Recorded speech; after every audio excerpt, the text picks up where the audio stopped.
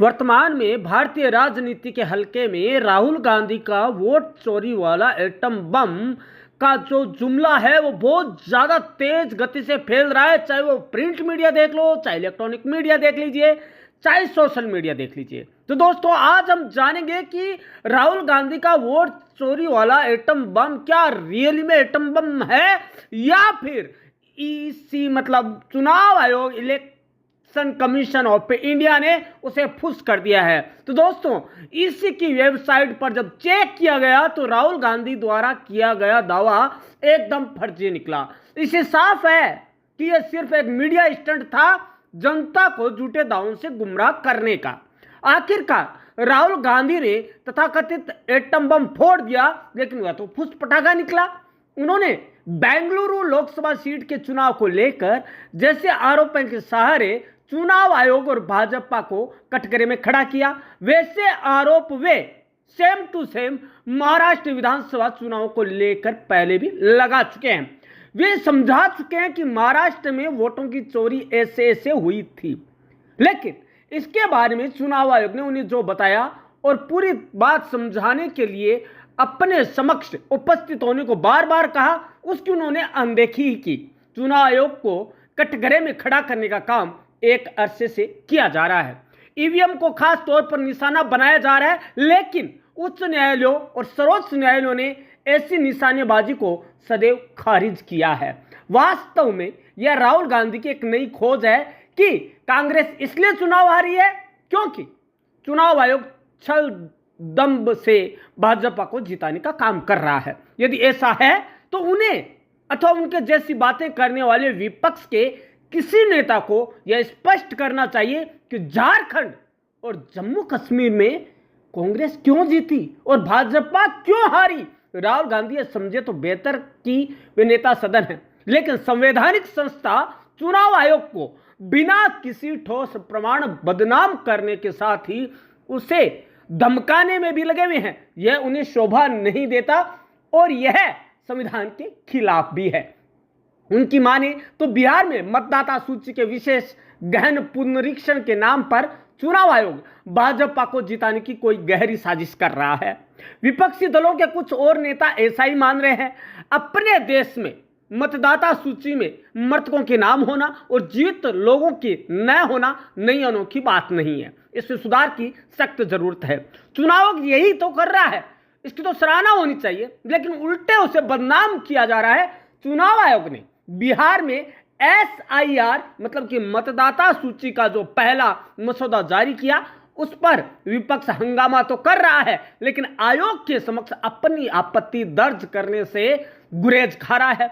यह लोगों को गुमराह करने वाली ओछी राजनीतिक चालबाजी को ही बयान करता है। होना तो यह चाहिए कि सभी दल चुनाव आयोग से यह पूछे कि वह मतदाता सूचियों के पुनरीक्षण का काम समय पर क्यों नहीं करता।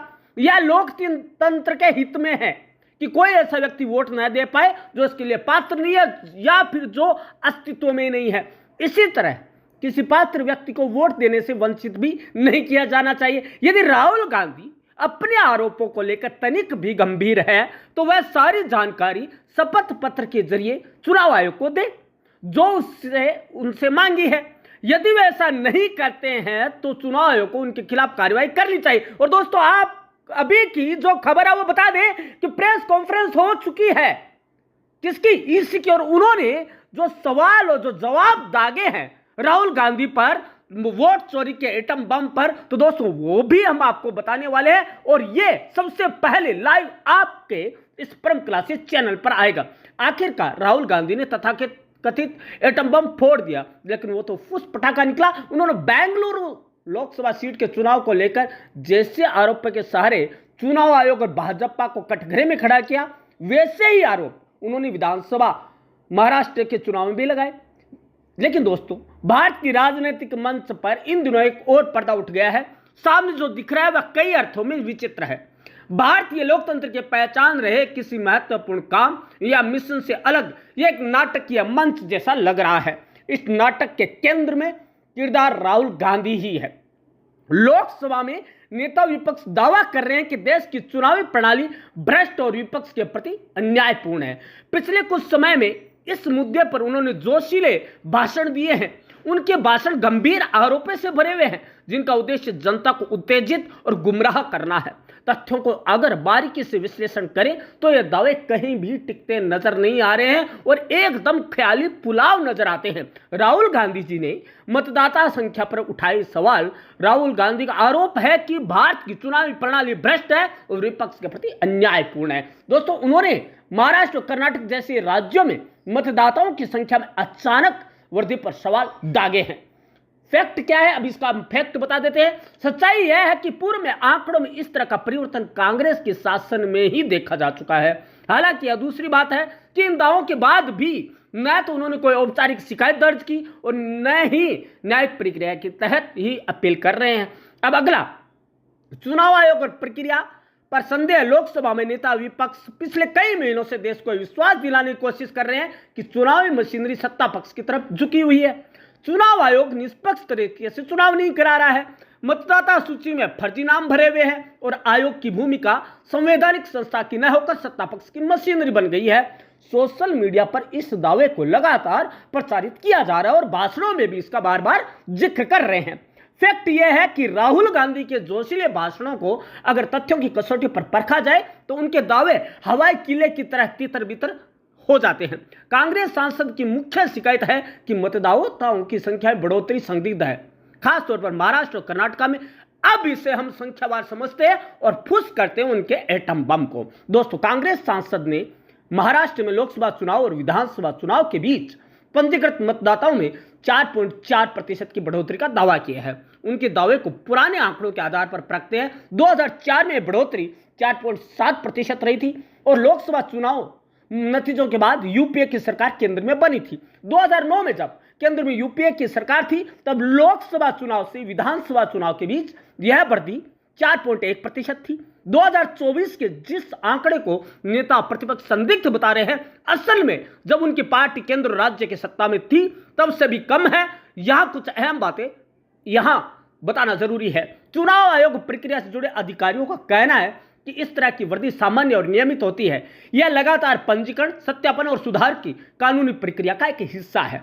हैरानी की बात तो यह है कि महाराष्ट्र में कांग्रेस के हर बूथ ने मतदान खत्म होने पर फॉर्म 17C पर हस्ताक्षर किए थे। यह हस्ताक्षर बिना किसी गड़बड़ी के नियमों के दायरे में मतदान की प्रक्रिया पर सहमति के संदर्भ में ही होता है। दोस्तों, अब है कांग्रेस की ओर चुनाव नतीजों को चुनौती देने के लिए एक भी याचिका दायर नहीं की गई है। अगर आंकड़े वाकई संदिग्ध थे, जैसा कि राहुल गांधी जी दावा कर रहे हैं, तो सिर्फ प्रेस कॉन्फ्रेंस तक ही क्यों रुक गए? उन्होंने अदालत का दरवाजा क्यों नहीं खटखटाया, जहां आरोपों को सबूत के आधार पर परखा जा सकता है? दोस्तों, अब आपको बता दें कि चुनाव आयोग ने दी है औपचारिक शिकायत करने की चुनौती। जी हां दोस्तों, चुनाव आयोग की निष्पक्षता पर बार बार सवाल उठे। नेता विपक्ष को आयोग ने अपने बयानों को शपथ पत्रों और औपचारिक शिकायतों के साथ साबित करने की कई बार चुनौती दी है।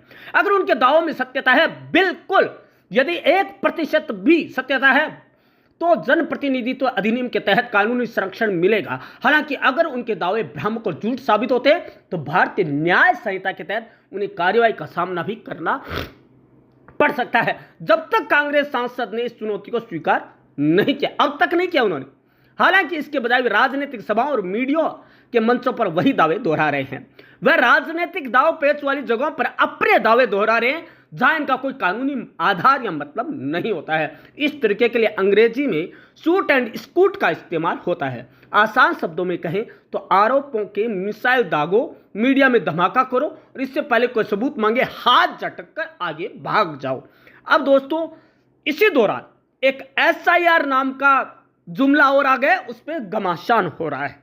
दोस्तों, इन सभी आरोपों के बीच वोटर लिस्ट में संशोधन का एक जरूरी काम बिहार में चल रहा है।